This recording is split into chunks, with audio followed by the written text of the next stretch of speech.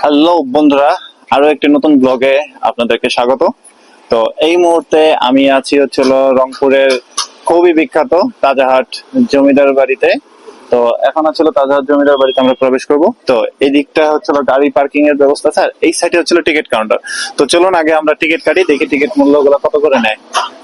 ঢোকার সাথে সাথে ভিতরে এরকম একটা নির্দেশিকা দেওয়া আছে, আর এরপর আমরা টিকিটটা কেটলাম। টিকিটের মূল্য মাত্র 30 টাকা। ভিতরে আরো একটি মূল্য তালিকা সহ সুন্দর দৃশ্যটি দেখে আসলে মনটা জুড়িয়ে গেল। শুরুতে এরকম অপরূপ দৃশ্য দেখে আসলে খুব ভালো লাগলো। তো বন্ধুরা, আমরা এখন প্রবেশ করে ফেলেছি তাজাহাট জমিদার বাড়ির এই এরিয়াতে। তো এখানে আমরা যাচ্ছি, আমাদের সামনে দুজন সুন্দরী আছে আর আমরা এখানে দুজন সুন্দর আছি। তো দুজন নরসুন্দরের জন্য দুজন নরসুন্দরী সামনে এগিয়ে আসছে। চলুন আমরা সামনে যাই, দেখি কথা বলে কিনা ওরা। তো চলতে থাকে, ওরা মনে হয় টিকটক করে, গান বাজাইতেছে। তো আমরা এগিয়ে যাচ্ছি এদিক দিয়ে, সামনে আমরা আরো এক্সপ্লোর করব। আর এখানে অনেক সুন্দর বাগান, এই যে এখানে দেখতে পাচ্ছেন বাগান। তো এদিকে ফুলের বাগান করছে এদিকে পুরোটা, আর ওই পাশে হচ্ছিল মূল বিল্ডিংটা। আর আমরা এদিকে এগিয়ে যাই, আস্তে আস্তে আমরা পুরোটা ঘুরবো। তাজাহাট জমিদার বাড়ির সব থেকে বেশি যে আকর্ষণীয় সেটা হলো এখানকার সবুজ শীতল ঠান্ডা পরিবেশ এবং চারিদিকে সবুজ গাছপালা। এইসব কারণে এখানকার মনোরম পরিবেশটা আরো বেশি আকর্ষণীয় এবং অনেক বেশি ভালো লেগেছে। আর এখানকার এই যে শান বাঁধানো বা গাছ বাঁধানো যে লেক, এটাও দেখে খুব ভালো লাগছে, অনেক প্রাচীন দেখেই বোঝা যাচ্ছে। বন্ধুরা, এই যে দেখতে পাচ্ছেন শুরুতেই এরকম লেখা আছে ওয়েলকাম লাভ তাজাহাট, আর ঠিক এটার সামনে হচ্ছিল মূল বিল্ডিংটা। তো তাজাহাট জমিদার বাড়ি মূলত মহারাজা কুমার গোপাল লাল রায় নির্মাণ করেন। বন্ধুরা, আমরা চলে আসছি মূল ভবনের সামনে, আর এখানে আরো একটি গেট আছে। তো আমরা এখান থেকে এখন প্রবেশ করব মূল ভবনটার দিকে। অসাধারণ কারুকার্য দেখা যাচ্ছে, এটা দোতলা বিশিষ্ট ভবনটাই, জাতীয় পতাকা দেখা যাচ্ছে আর সাদা রঙের দেখতে পাচ্ছি। যাই হোক, আমরা এখন ঘুরে দেখি পুরোটা। এই যে ঠিক আমার পাশে দেখছেন তাজাহাট জমিদার বাড়ি রংপুর, এটার সম্পর্কে এখানে বিস্তারিত কিছু লেখা আছে, যে এটার ইতিহাস। তো আমরা এখানে ইতিহাসটা একটু ছোট্ট করে দেখব। বন্ধুরা, এখানে বিল্ডিং এর সামনেই আছে একটি পানির ফোয়ারা। এটা ওই আমলেই তৈরি করা ছিল, যেটা এখন বর্তমানে সম্ভবত অকেজো। আর এখন আমরা ভিতরে প্রবেশ করব, কিন্তু আসলে ভিতরে প্রবেশের নির্দেশিকা কোন দিকে, উপর দিয়ে নাকি নিচ দিয়ে আমি সঠিক জানি না, বোঝার চেষ্টা করি। আচ্ছা আচ্ছা ভাইয়া, ভিতরে প্রবেশ কোন দিক দিয়ে, নিচ দিয়ে না উপর দিয়ে? উপর দিয়ে। আমাদের উপর দিয়ে প্রবেশ করতে হবে, এখান দিয়ে প্রবেশ করবো, সম্ভবত নিচ দিয়ে বের হইতে হবে, এরকম কিছু একটা। তো ভিতরে সম্ভবত ভিডিও করা যাবে না, তাই আমরা নিচ থেকে একটু ভিডিও টিডিও করি।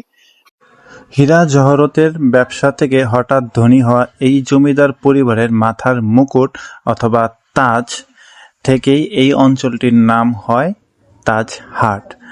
ইউরোপিয়ান স্টাইল এবং বাঙালির স্টাইলে এই প্রাসাদটি তৈরি করা হয়। সাদা রঙের এই প্রাসাদটি দেখতে জোস, এবং এখানকার দেওয়ালগুলোতে একটু অযত্নতার কারণে বাঙালিদের এই ধরনের লেখালেখি হয়ে থাকে, অথচ দেওয়ালে লেখা নিষেধ। বিশাল বিশাল এখানকার দরজাগুলো, আর প্রচুর এখানে লেখা। এই লেখাগুলো আসলে না লেখলেই ভালো। এখানে রয়েছে রংপুর বিভাগের দর্শনীয় স্পটগুলার সব ম্যাপ, এবং এখানে লেখা আছে কোথায় কি কি পাওয়া যাবে বা দেখা যাবে। এখানে একটি তাজহাটের ম্যাপ রয়েছে, একটি প্রাচীন কামান, এছাড়া রয়েছে বিভিন্ন সময় মাটি খুঁড়ে প্রত্নতত্ত্ব অধিদপ্তরে সংরক্ষিত বিভিন্ন মাটির মূর্তি থেকে শুরু করে অনেক প্রাচীন কোরআন লেখা বা দলিল। এছাড়া এখানে বড় বড় বিশাল বড় বড় দরজা, এই যে বড় বড় সব দরজা এখানে আছে, বিশাল বারান্দা। এগুলোর ভিতরে রয়েছে সব ঐতিহাসিক নিদর্শন। সব তো ভিডিও করা সম্ভব না, কারণ এখানে ভিডিও করা সম্পূর্ণ নিষেধ। রয়েছে একটি ছোটখাটো লাইব্রেরি এখানে, এছাড়া রয়েছে প্রাচীন কোরআন এবং রয়েছে মহাভারত সহ অনেক দলিল লেখালেখি। রয়েছে একটি চমৎকার সিঁড়ি, এই সিঁড়িটি দিয়ে এখন ব্যবহার করা নিষেধ।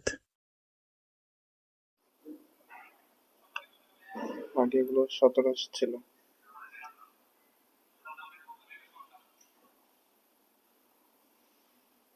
দশ বছর কাজ করার পর 1917 সালে এই প্রাসাদটির নির্মাণ কাজ শেষ হয়।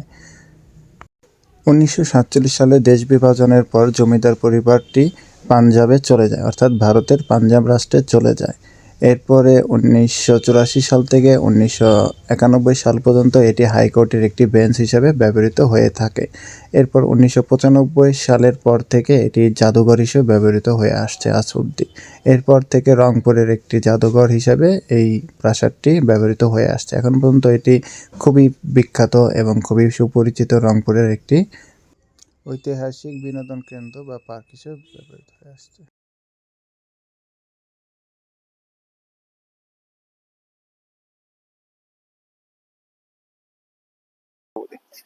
হ্যালো বন্ধুরা, এখানে দেখতে পাচ্ছেন আরো কিছু স্টুডেন্ট, ওরা ঘুরতে আসছে। তবে লাল রঙের ড্রেস পরা স্টুডেন্ট খুব কমই দেখা যায়। আমরা আগে গান শুনছিলাম খোকা বাবু যায় লাল জুতো পায়, ওরা লাল জুতো পরে নাই কিন্তু লাল শার্ট পরছে। নাম কি তোমার? আমার নাম আপন। আপন ভাই, গলা মিলাও। আরে আপন ভাই, আপন ভাই খুবই আপন। তোমার নাম কি? মোহাম্মদ ফাহিম। ফাহিম, আচ্ছা ফাহিম, আরএস ফাহিম কিন্তু অনেক ভালো বাইকার। তোমার নাম? রিফাত। রিফাত। রিফাত রিফাত আমার কাছে কয়েকটা ছোট ভাই আছে। তোমার নাম? মোহাম্মদ ফিরোজ। ফিরোজ। ফিরোজ নামটা খুব পরিচিত। তামিল সিনেমার একটা ভিলেন ছিল, ওই ভিলেনের নাম ছিল Firoz the gangster, Rockstar villain Firoz. তো যাই হোক, তোমরা কি ঘুরতে আসছো? এটা টিকিট লাগে তোমাদের? আমাদের টিকিট লাগে 10 টাকা করে নিছে। মানে স্টুডেন্ট এজন্য? মানে আমরা 6 পড়ি তো। ও 6, মানে নেয় না। ক্লাস 5 এর নিচের বাচ্চাদের টিকিট লাগে না, ওরা ক্লাস 6 এর স্টুডেন্ট, যার কারণে ওদের টিকিট লাগে। তো এজন্য ওরা এখানে ঘুরতে আসছে। তোমরা আগে কখন আসছিলে এখানে? আমার বাসায় যে রাজবাড়ির সীমানা আর আমার বাসার সীমানা। ও, ওর বাসা রাজবাড়ির সীমানা, পাশের বাড়ি, প্রতিবেশী, রাজবাড়ির প্রতিবেশীও। না ভাই।